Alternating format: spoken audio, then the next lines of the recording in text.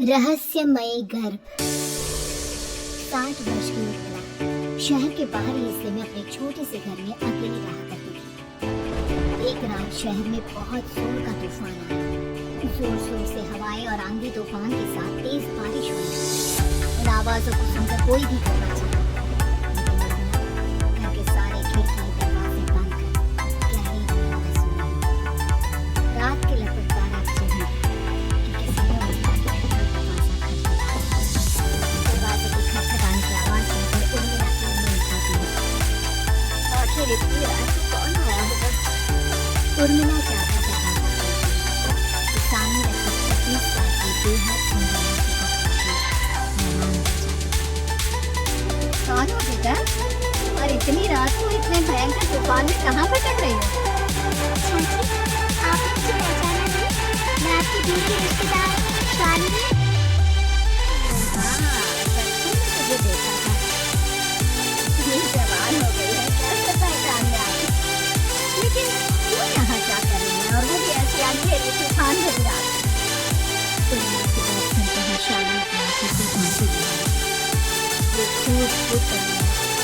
ये देखकर उर्मिला को कुछ समझ नहीं आया और उसने शालिनी का हाथ पकड़कर घर के आंगन में ले गया। जैसे ही शालिनी घर के अंदर रोशनी आई, उर्मिला को लेकर उसके पेट के पास जिसे पेट के पास ये तो फिलिप से है। ऐसी हालत में इतने भयंकर तूफान में आज की रात को बाहर भटक रही है। आखिर बात क्या है बेटा? मुझे सब कुछ साफ साफ बता। क्या बताऊं चाची, ये सब जिसकी वजह से हुआ है उसके बारे में बताने में भी मुझे शर्म आती है। मैंने घर वालों की मर्जी के खिलाफ जाकर एक लड़के से शादी कर ली, पर वो शादी के 1 महीने बाद ही मुझे छोड़कर चला गया। छोड़कर चला गया का क्या मतलब? क्या उसके साथ कोई हादसा हो गया? नहीं, उसे कोई दूसरी लड़की पसंद आ गई। मेरी प्रेगनेंसी की खबर सुनते ही उसने मुझे बेसहारा छोड़ दिया। उसके बाद मैं अपने घर में, लेकिन पापा ने मुझे घर में कदम तक नहीं रखने दिया।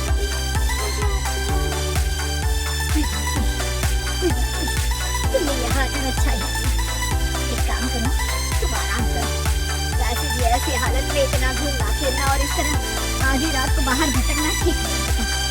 प्रेग्नेंट औरत को आधी रात को घर से बाहर नहीं निकलना चाहिए।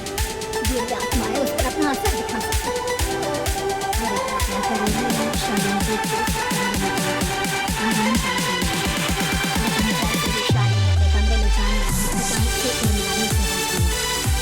एक बात बताओ बेटा, तुम्हारा कौन सा महीना चल रहा? एक डेट तक तो लगता है कि लगभग 6 महीने पूरे हो गए होंगे। उर्मिला की बात सुनकर शालिनी दरवाजे पर मुड़ चाची, अभी तक 3 महीना हुआ है। शालिनी की बात से उर्मिला पढ़ रही है। उसे समझ में नहीं आ रहा था कि प्रेगनेंसी के पहले ही महीने में शालिनी को हालत ऐसी क्यों थी। लेकिन फिर उसके बाद को लेकर आवाज पर शालिनी को आराम करने के लिए कहा और खुद भी कमरे में जाकर अभी कुछ ही घंटे बीते थे कि अचानक से बच्चे के बड़े ही अजीबोगरीब बेरंगे तरीके से रोने की आवाजें उर्मिला के घर में गूंजने लगी। उन आवाजों को सुनकर उर्मिला की नींद फिर से खुलती है। ये अचानक बच्चे की रोने की आवाज कहाँ से आने लगी? उसने उठकर चारों तरफ देखा, पर वहां उसे कोई नजर नहीं आया। उर्मिला घबराते हुए शालिनी के कमरे में गई तो वहां उसे कमरे की दीवार पर एक बेहद खौफनाक साया नजर आया, जिसे देखकर उर्मिला बुरी तरह से घबरा गई। आखिर ये सब क्या हो रहा है? शालिनी, शालिनी उठो! उसने जोर जोर से आवाज देकर शालिनी को जगाने की कोशिश की, लेकिन ऐसा लग रहा था जैसे उसकी आवाज शालिनी तक पहुंच नहीं रही थी। कमरे की दीवार पर एक बहुत बड़ा और बेहद डरावने दिखने वाले इंसान का साया और एक बच्चे के अजीबोगरीब ढंग से रोने और चीखने की आवाजें अब उर्मिला को ज्यादा डराने लगी थी। उर्मिला को शालिनी की चिंता सताने लगी और उसने पूरी ताकत के साथ चीख कर शालिनी को आवाज लगाई, शालिनी! तभी अचानक सब कुछ एकदम पहले जैसा हो जाता है और उर्मिला की आवाज सुनकर शालिनी की नींद खुलती है। क्या हुआ चाची? आप इतनी तेज क्यों चिल्ला रही हैं? आप ठीक तो है ना? अभी अभी मैंने तुम्हारे कमरे में कुछ अजीब सा देखा। तुम ठीक हो ना शालिनी? मुझे यहाँ एक बच्चे के रोने की आवाजें आ रही थी। लगता है आपको मेरी कुछ ज्यादा ही चिंता हो गई है। आपने मेरी प्रेगनेंसी के बारे में कुछ ज्यादा ही सोच लिया होगा। मैं एकदम ठीक हूँ, आप आराम से सो जाइए। इतना कहकर शालिनी ने उर्मिला को फिर से अपने कमरे में जाने के लिए कहा और खुद भी जाकर सो गई। पर अब उर्मिला की आंखों से नींद गायब हो चुकी थी। अगली सुबह जब शालिनी उठी तो वो सीधा उर्मिला के पास आई। गुड मॉर्निंग चाची। तभी अचानक उर्मिला की नजर शालिनी के पेट पर पड़ती है, जिस पर नीले रंग से एक अजीब सी आकृति नजर आ रही थी। शालिनी, ये तुम्हारे पेट को क्या हुआ? मैंने इतनी औरतों को देखा है, ऐसा तो किसी के साथ नहीं होता। शालिनी ने जैसे ही अपने पेट की तरफ देखा तो उसे वहां कुछ भी नजर नहीं आया। चाची कुछ भी तो नहीं है, सब कुछ एकदम नॉर्मल है। आपको क्या अजीब लग रहा है? इससे पहले कि उर्मिला उसके सवाल का कोई जवाब देती, अचानक से शालिनी के पेट में जोर जोर से दर्द होने लगा। वो बुरी तरह दर्द से तड़पने लगी। चाची, चाची। ये सब देखकर उर्मिला बहुत घबरा गई। उसने धीरे धीरे शालिनी के पेट को सहलाना शुरू किया, लेकिन शालिनी का दर्द कम नहीं हुआ। उर्मिला जाकर रसोई से पानी का गिलास लेकर आई और शालिनी को पानी पिलाने की कोशिश करने लगी। ले बेटा, पानी पी ले, तुझे आराम मिलेगा। ले ले। नहीं चाची, मुझे बहुत तेज दर्द हो रहा है। अरे थोड़ा पी ले बेटा।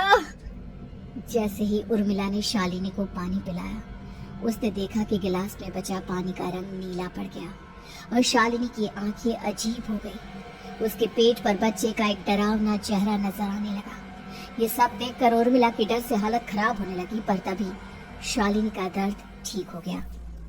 बेटी, अभी तुम्हारा दर्द ठीक है तो ऐसा करो, तुम थोड़ी देर आराम कर लो। शालिनी को आराम करने के लिए कहकर उर्मिला तेज कदमों से चलकर घर से बाहर निकल जाती है और पास ही रहने वाली एक औरत कालिंदी के पास पहुंचती है। अरे उर्मिला बहन, बड़े दिनों बाद दिखाई दी, क्या हुआ? बहुत घबराई हुई सी लग रही हो, सब ठीक तो है ना? क्या बताओ कालिंदी बहन, मेरी एक दूर की रिश्तेदार आई हुई है। वो पेट से है और उसके साथ ना अजीब अजीब चीजें हो रही है। अब उर्मिला सारी बात कालिंदी को बताती है, जिसे सुनने के बाद काले जादू और तंत्र विद्या की माहिर कालिंदी एक ताबीज बनाकर उसे देती है।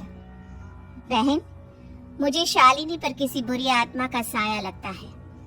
ये ताबीज ले जाओ, आज रात को 12 बजे उसे पहना देना, फिर सब ठीक हो जाएगा। उर्मिला ताबीज लेकर घर वापस आती है और अब आधी रात के होने का इंतजार करने लगती है। जैसे ही आधी रात होती है, वो नींद में सोई शालिनी को ताबीज पहना शांति से अपने कमरे में आकर अपने पलंग पर लेट जाती है। अब सब ठीक हो जाएगा, ये सोचकर उर्मिला शांति की एक सांस ही लेती है कि तभी अचानक उसकी आंखों के सामने कुछ ऐसा आता है जिसे देखकर उर्मिला डर से चीखने लगती है। तुम कौन हो? कौन हो तुम? जाओ यहाँ से, जाओ जाओ यहाँ से। तभी उर्मिला की एक जोरदार दर्द भरी डरावनी चीख वहां पर गूंज गई। उर्मिला की आंखों के सामने एक बच्चा खड़ा हुआ था, जिसका पूरा शरीर किसी बूढ़े की तरह नजर आता था, लेकिन मुंह किसी नवजात बच्ची की तरह था। उसकी आंखें गुस्से से लाल थी और वो घूर घूर कर उर्मिला की तरफ देखा जा रहा था। कौन हो तुम? कौन हो? उर्मिला के चीखते ही वो बच्चा जोर जोर से रोने लगा। घबराकर उर्मिला ने अपने हाथों को अपने कानों पर रख लिया। उसकी समझ में नहीं आ रहा है कि आखिर ये सब उसके साथ क्या हो रहा है। कौन हो तुम? कौन हो? क्या चाहते हो मुझसे? जाओ जाओ यहाँ से, आखिर तुम हो कौन? तभी अचानक से उर्मिला के पूरे घर में लाल रंग की रोशनी फैल गई। वो बच्चा धीरे धीरे कदमों से चलता हुआ उर्मिला की तरफ बढ़ने लगा। किसी नवजात पैदा हुए बच्चे के जैसे उसके रोने की आवाज अब उर्मिला के कानों में गूंज रही थी। लेकिन कुछ ही सेकंड में वो चुप हो गया और उसने बेहद खतरनाक आवाज में उर्मिला के सवाल का जवाब दिया। मैं वो हूँ जो अब तक पैदा नहीं हुआ, लेकिन जब मैं पैदा हो जाऊंगा तो वो होगा जो अब तक कभी नहीं हुआ। क्या कहना चाहते हो तुम? ऐसा क्या हुआ जो अब तक नहीं हुआ? तबाही होगी, तबाही। सब कुछ खत्म हो जाएगा और ये जो लड़की मुझे जन्म देने वाली है, मैं उसका खून पी जाऊंगा, सारा खून। उस बच्चे की बात सुनते ही उर्मिला बुरी तरह घबरा गई। उसका एक बुजुर्ग आदमी जैसा शरीर, एक नवजात बच्चे जैसा चेहरा, ये दोनों ही बातें उर्मिला की समझ से बाहर थी। तभी वो बच्चा अचानक गायब हो गया। घर का माहौल फिर से पहले जैसा हो गया। लाल रंग की रोशनी भी अब गायब हो चुकी थी। उर्मिला दौड़कर शालिनी के कमरे में पहुंची, जहां वो गहरी नींद में सोई हुई थी, पर उसके गले का ताबीज गायब हो चुका था। उठो उठो शालिनी, उठो बेटा, मुझे तुमसे जरूरी बात करनी है। अरे चाची क्या हुआ? इतनी रात को आप परेशान क्यों कर रही हैं? सब ठीक है ना? अभी जब तुम सो रही थी ना, तो मैंने तुम्हारे गले में एक ताबीज पहनाया था। कहाँ गया बेटा, बताओ मुझे। शालिनी ने चारों तरफ अपनी नजरें घुमाकर देखा, लेकिन वहां पर कोई ताबीज नहीं था। वह हैरानी से उर्मिला के चेहरे की तरफ देखने लगी। उसे समझ में नहीं आ रहा था कि आखिर उर्मिला किस ताबीज के बारे में बात कर रही थी। नहीं चाची, यहाँ कोई ताबीज नहीं है। लगता है आपने कोई बुरा सपना देखा है। मैंने कोई बुरा सपना नहीं देखा। खैर छोड़ो, तुम अब सो जाओ, कल सुबह बात करते हैं। डर और घबराहट की वजह से उर्मिला की आंखों से नींद तो जैसे बिल्कुल गायब हो गई थी। अगली सुबह उर्मिला बिना कोई देर किए गांव के बाहर एक छोटी सी झोपड़ी में रहने वाले बूढ़े पंडित के पास पहुंची। पंडित जी, मेरी मदद कीजिए। अरे आओ आओ उर्मिला, क्या हुआ? सब ठीक तो है ना? क्या बताओ पंडित जी, बहुत बड़ी मुसीबत है। मेरी दूर की एक रिश्तेदार लड़की पेट से है और उसके साथ बहुत डरावनी चीजें हो रही हैं। कल रात को तो एक अजीब सा दिखने वाला बच्चा मेरी आंखों के सामने आकर खड़ा हो गया था। ये तुम क्या कह रही हो? मुझे साफ साफ बताओ कि आखिर तुमने क्या देखा? उर्मिला ने अपने साथ हुई बीती रात की पूरी घटना पंडित जी को बताई, जिसे सुन पंडित जी के माथे पर चिंता की लकीरें उभर आई। अनर्थ होने वाला है, अनर्थ। बरसों पहले भी उस हैवान ने एक लड़की के पेट से जन्म लिया था और उसके बाद उस शहर को पूरी तरह से तबाह कर दिया। कैसी विपदा पंडित जी, कैसे बात कर रहे हैं आप? बताइए मुझे, और इसका उपाय क्या है? इसका उपाय तो है, लेकिन बहुत कठिन है। हो सकता है कि उस उपाय को करने के दौरान तुम्हारी जान भी चली जाए। मुझे मेरी जान की कोई परवाह नहीं, पर आप जिस तबाही के बारे में बात कर रहे हैं, बस वो नहीं होनी चाहिए। लाखों लोगों की जान बचाने के लिए मैं कुछ भी करूंगी। तो ठीक है, मेरी बात ध्यान से सुनो। बरसों पहले एक भयानक तांत्रिक ने अपनी तंत्र क्रिया के जरिए एक मासूम लड़की के साथ रिश्ता बनाकर उसके पेट से जन्म लिया था। इस तरह से वो अपने जैसे लोगों की संख्या इस दुनिया में बढ़ाना चाहता था। आपके कहने का मतलब है कि शालिनी के पेट से भी उस शैतान को जन्म लेना है, इसलिए उसने उसके साथ ये सब किया है। ठीक पहचाना तुमने। अब मैं तुम्हें एक ऐसा सिंदूर दूंगा जिसे तुम्हें ले जाकर उस लड़की के पेट पर लगाना होगा।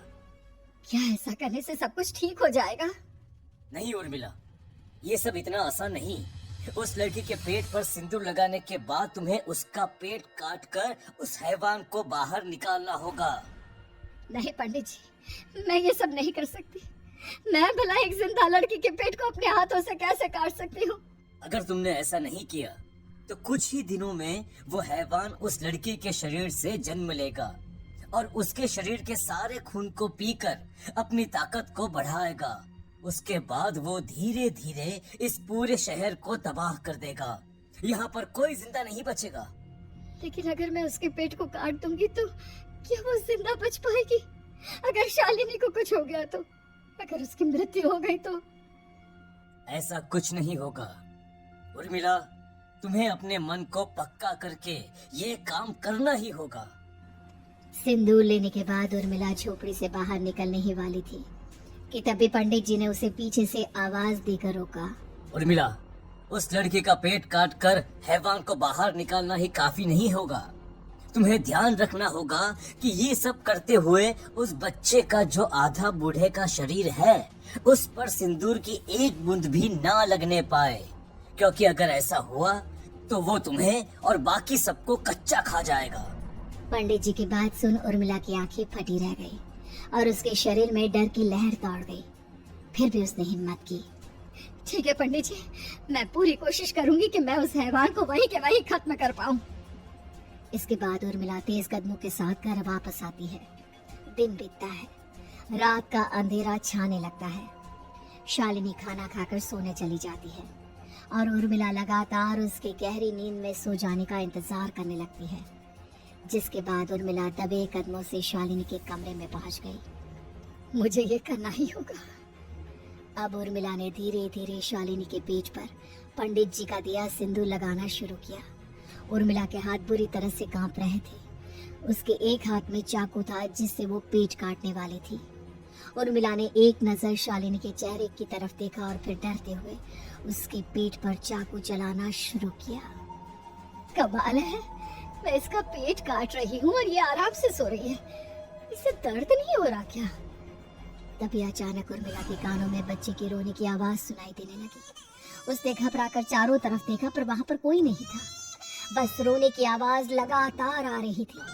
उर्मिला बिना रुके लगातार शालिनी के पेट को काटती रही। उसे इस बात का भी ध्यान रखना था कि सिंदूर बच्चे के बूढ़े आदमी वाले शरीर के हिस्से पर ना लगे। कुछ ही देर में वो हैवानी बच्चा उर्मिला के हाथों में था।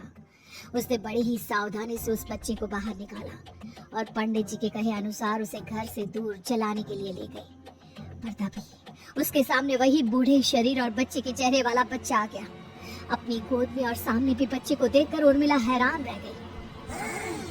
मुझे ना रोकी, मुझे इतनी हिम्मत कैसे आ गई तुम्हारी? तुम पैदा नहीं हुए हो और मुझे पता है जब तक तुम्हारा जन्म नहीं हो जाता तो मुझे कुछ नहीं कर सकते। इतना बोलते ही उर्मिला तुरंत उस बच्चे को घास के ढेर पर फेंककर उसमें आग लगा देती है, जिसके तुरंत बाद वो बूढ़े आदमी के शरीर और बच्चे के चेहरे वाला अजीब तांत्रिक का भूत भी वहां से गायब हो जाता है। कुछ देर बाद उर्मिला घर पहुंचती है तो वो ये देखकर हैरान रह जाती है कि शालिनी का पेट अपने आप जुड़ चुका था। शुक्र है भगवान का और उन पंडित जी का, अब सब ठीक हो जाएगा। सुबह शालिनी सोकर उठती है तो अपना पेट देख पूरी तरह घबरा जाती है। चाची, चाची ये सब क्या हो गया? मेरा पेट अचानक कम कैसे हो गया? मेरा बच्चा कहाँ गया चाची? बेटी, वो बच्चा नहीं, एक खतरनाक तांत्रिक था जो तुम्हारे कोख से जन्म लेकर सबको मार देना चाहता था। वो पैदा होते ही तुम्हारी जान भी ले लेता, इसलिए मैंने पंडित जी के बताए उपाय से उसका खात्मा कर दिया है। अब सब ठीक है। शालिनी को उर्मिला की बात समझ में नहीं आती, जिसके बाद शालिनी को पूरी बात उर्मिला आराम से समझाती है। अब वो दोनों ही भगवान का शुक्र अदा करती हैं और एक साथ रहने लगती हैं।